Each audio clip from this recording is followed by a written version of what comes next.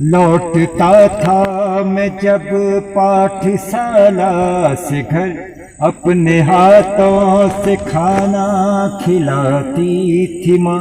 रात में अपनी ममता के आंचल तले थपके यादें के मुझको सुलाती थी माँ। सोच के दिल में एक टीस उठती रही, रात भर दर्द मुझको जगाता रहा। 4 पैसे कमाने में आयास है, गाँव मेरा मुझे याद आता रहा। गाँव मेरा मुझे याद आता रहा। वक्त का ये परिंदा रुका है कहाँ, मैं था पागल जो इसको बुलाता रहा। 4 पैसे कमाने में आयास है, गाँव मेरा मुझे याद आता रहा। गाँव मेरा मुझे याद आता रहा। गाँव मेरा मुझे याद आता रहा। इसी गहरी कशिश को, इसकी अनुभूति कर मैं आज महसूस कर रहा हूँ कि हम जब बाहर चले जाते हैं तो फिर भी कितनी कशिश हमारे अंदर रहती है गांव के प्रति। और अगर दोस्तों, अगर उसी गांव में कुछ सुख सुविधाएं आ जाए, कुछ और भी सहूलियत आ जाए, तो शायद हम में से बहुत लोगों को अपने गांव से पलायन करने की जरूरत ही ना पड़े। लेकिन इस सुख सुविधाओं में जो पहली जो सीढ़ी है वो है गांव को मुख्य मार्ग से जोड़ना, गांव को राजमार्ग से जोड़ना। अगर गांव राजमार्ग से नहीं जुड़ पाए, अगर गांव में रोड नहीं आ पाएगी तो और कोई भी सुविधा आना असंभव है। तो इसलिए मैं आप सब लोगों से गुजारिश करता हूं, जिसके गांव में भी भविष्य में सरकार द्वारा रोड आएगी, क्योंकि बहुत सारा संघर्ष तो पहले सरकार के द्वारा मुख्य मार्ग से गांव को जोड़ने के लिए जो रोड मुहैया कराई जाती है उसके लिए करना पड़ता है। और उसके बाद जब रोड आ जाती है, उसके बाद जो कि हम तालमेल नहीं बिठा पाते या कुछ चीजें नहीं समझ पाते, तो इससे बड़ा दुखदाई और कुछ नहीं हो सकता। इसलिए समय पर हम सब लोगों को चाहिए कि अगर कभी भी हमारे गांव में रोड आ रही है तो उसको आपसी समझौता करके, अपने अपने से त्याग करके, जिससे जो कुछ त्याग हो सकता है उसके लिए वो करके उसके मार्ग को प्रशस्त करें और मुख्य मार्ग से जोड़ने में अपने गांव में महत्वपूर्ण योगदान करें। और फिर देखें उसका महत्व, हमारे गांव के बच्चों को आगे बढ़ने से कोई नहीं रोक सकता और उनके रोजगार के इतने साधन खुल सकते हैं। यकीन मानो, जितने गांव में भी मैं अभी तक गया हूं सर्वे देखने के लिए, जो दुर्गम रोड थे, बामणी गाड़ हो गया, भाट गाड़ हो गया, तो मुझे उनकी जब लोगों की फीलिंग से मैं रूबरू होता हूं तो धन्य हो जाता हूं कि कितना संघर्ष हुआ है और उसके बाद आज वो गांव में कितनी सुख सुविधाएं आ चुकी हैं। इन्हीं लहजे के साथ, इसी रिक्वेस्ट के साथ एक बहुत बड़ी अनुभूति मैं आज आपको अपने पड़ोसी गांव की, जो आज मैं सुबह जब कोटली गया था और मैं तो केवल 2 घरों में जा पाया, लेकिन और भी वैसी दास्तां कितने घरों की होगी, कितने और गांव की होगी जो मुख्य मार्ग से बहुत दूर हैं। तो उस गहरे दर्द को, उस कशिश को मैं आप तक शेयर करना चाह रहा हूं। आगे मैं आपको लिए चलता हूं अपने कोटली गांव के मित्रों के। इस समय मैं बिसंदा के वहां बैठा हूं, थोड़ा सा नजदीक आना बेटा। मैं अभी कोटली में बिसंदा के वहां बैठा हूं, तो मुझे बहुत पुरानी लाइनें याद आ रही हैं। किसी की मुस्कुराहटों पे हो निशान, किसी का दर्द मिल सके तो ले उधार, किसी के वास्ते हो तेरे दिल में प्यार, जीना इसी का नाम है। दोस्तों, इस गाने की कशिश मैं आपको कुछ चीजें आज बताना चाह रहा हूं। ये हमारे कोटली के बिसंदा हैं। आपको यकीन नहीं आएगा, जब मैं 14-15 साल का रहा हूँगा तो अल्मोड़ी में जब पढ़ाई करता था तो उस टाइम पर बिसंदा जो खुद छुए में ढूंढो बोसी, इनके पाँव में पत्थर आ गया था। तो कम से कम 4 महीने ये अल्मोड़ी बेस हॉस्पिटल में एडमिट थे और पाँव में एक तरफा लेटना था और ईंटें पड़ी रहती थी, 5-5 ईंटें बधी रहती थी। अब आप सोच सकते हैं 4 महीने एक साइड को लेटना और 3-3, 4-4 ईंटें उसमें बधे रहना। अब उस दुख को आप समझ सकते हैं कि उसके बारे में मैं क्या बोलूँ आपसे। तो कल्पना करो मैं आज इनके पास आया हूँ क्योंकि थोड़ा सा दूरी में पड़ता है, घर रोड से काफी दूर है। बीच में अपने स्वास्थ्य का पहले तो काफी आता था, मिलते रहता था, लेकिन अपने स्वास्थ्य कारण भी मैं इतना चढ़ नहीं पाता। तो लेकिन आज जब से रोड की खुशी सुनी तब से मन किया कि यार बिसंदा के पास कुछ समय बिताया जाए।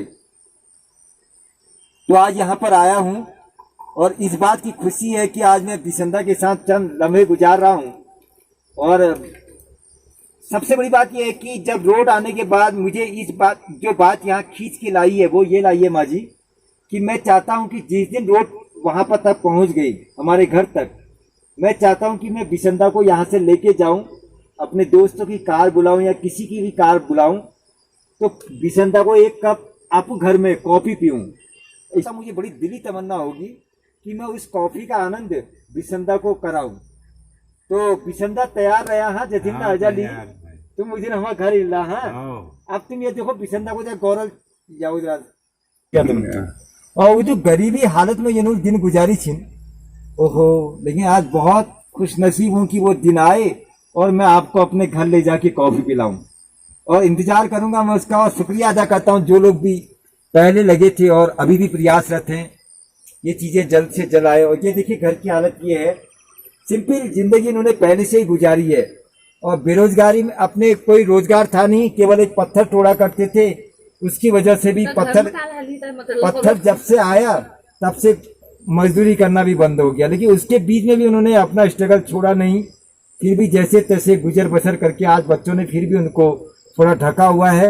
लेकिन दुआ करता हूँ ऐसे लोगों के प्रति कशिश रखकर, पता नहीं कल हमारे जीवन में क्या रखा है, क्या होना है, इस भावनाओं को गौर में रखकर अपने अपने गांव में, जिसके गांव में चाहे ये वीडियो कहीं भी जा रहा हो, अगर आपके गांव में भी कभी रोड आ रही हो तो प्लीज केवल रोडे मत अटकाइए, जमीन के थोड़ी सी जमीन के लिए उस रोड के रास्ते में बाधा मत बनिए। सोचिए कि कभी अगर हम भी इसी एज में चले गए, कुछ तकलीफ हो गई तो कैसे हम सहारा बनेंगे, हम कैसे जा पाएंगे दिखाने के लिए, या कितने कौन हमको ले जा पाएगा।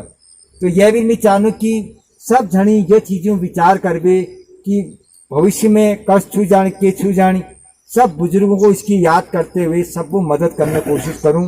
और जय गौमले जधिल्ले रोड हैं तो केवल तरीक गलत हो सकूँ, रोडे तरीक गलत हो सकूँ, उमें विचार विमर्श करवे कि कशी जानचे के जानचे कभी, और धीरे धीरे उस मुहिम को सफल पहुंचे। धन्यवाद।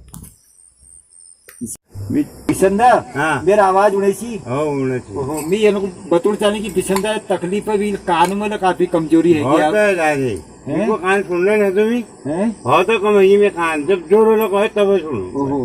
अब तुम लगाओ कदू परेशानी भे लगाओ, कान न काम है कम है क्या। अब मैं उसीलिए आजकल तुमको पत्ते छू जब ये तकलीफ में आ जाते जब कोई मिलूं उनने। अब कदू भरा जपा सा बिसंदा बाजार साइड हो साला ये वक्त जी वक्त जानो हो महाराज बस ये भरा दी भरा अब आप समझ गए ना, ये भरा या दी भरा जपानी साल भर में। अब तकलीफ जानो तुम उले जब बच्चे उन्हीं तब मदद करबे ले जानी जैसी हाथ पकड़ बे ले जानी चाहिए। वास्तव में तकलीफ अब समझ सकता तुम दोस्तों कहेगा जीवन के पत्ते थोड़ी छु यार के हों छू। और आइला हम ये चीज़ों को अगर गौर नहीं करूँ, हम लोगों को बहुत पछतावा हल कि हम दुख केवल अपने नहीं होना हम कि हम जवान छा, क्योंकि शरीर हमेशा एक जस्ट नहीं रून जिनको हम आज जवान देखने वो बहुत बुढ़ होनी चाहिए। हमारे लाइन वहाँ बे तो कम से कम एक भविष्य सोचबे कि कै भाग्य में के छू अपन ठीकला हर्च जब आप पड़ोसी बारे में सोचण छे कि यार अगर मैं ठीकला हर्च मेरे को आप पड़ोसी बारे में देखण छे वो तो तकलीफ में नहीं वी के हर सकते जब वी बारे में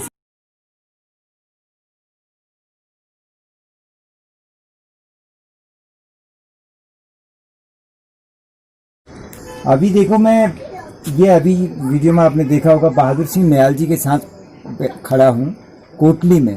अब मैंने इनको जब से मैं घर आया हूँ बेचारों को यही डंडे का सहारा मैंने देखा है। कितनी तकलीफ होती होगी चलने में। अल्लाह मिले ना नातन से सीलू तो वो पूछा कि ये कदू भरा जापानी बाजार का भी उमें तो केवल एक बार। अब कल्पना करो ये बेचारा चानार का बताया पुराने दिनों में हम पुरान दगड़ी बजेल छीन कोई पुरान दगड़ी पाई छीन कोई पुरान दगड़ी सुनार छीन का बताओ नू मिल लूँ। अब हमारे एक तो व्यवहार ला आपस में कम होगो उसी तो यार दुखी लोगों मिलन खुद उड़ते दगड़ियाल। लेकिन चलो आपू फितेल अगर वो भावना भई जब वो आपू तकलीफ पर खत्म है गई और दोहरों को आजकल चिंता उतू भई ना तो ये ना मन लगा बता करनो यार कि पुराने दिनों को देखनू हमारे फलार एक पुरान रिश्तेदार उची नानचिना हुआ माकोड़ जाची यश करची। तो कल्पना करो कि अब ये तकलीफ भी कह जाए नहीं पान। अब बहुओं का बच्चा कह घर गोनू में रोड है गई जब कदू सुविधा मिले अरे यार नाती एक काम करते जरा सा मुझको जा बजेल घूम लिया जरा सा पाई घूम लिया जरा सुनाड़ी घूम लिया तो कितना सुकून मिलेगा उस समय। कल्पना करो उस मंजर को याद करते हुए मतलब खुद को भी कितना आत्मिक संतोष मिलेगा। हो कोई आज वो तो सालुबती देख नहीं पाया आज चलो उनको देखे नु यार उनको उन्होंने मिल लो आ उन्हें दर्शन है यह तो जिंदगी में हमारा जब तक जो आदमी बार बार देखी वो तो याद नहीं हूं। लेकिन जो आदमी जब नहीं देखी जब ये महत्व बढ़ जाए कि वही यादाश्त तो और बढ़ जाए। यह भी सबको गुजारिश करूँ कि जो ले जत्ती ले तस टाइप का कोई शुभ काम होनी क्या गोनू में रोड है वो है तो सब वो कॉपरेट करवे कहला जमीन मदद कहला डब्लू मदद कहला जो सरकारी सुविधा चु उनको मतलब कशके न कशके उस मुहिम को अगर पहुंचे जो सफलता जैस की हमें जो तकलीफ वाले लोग उनको सुविधा मिल सको। Thank you very much.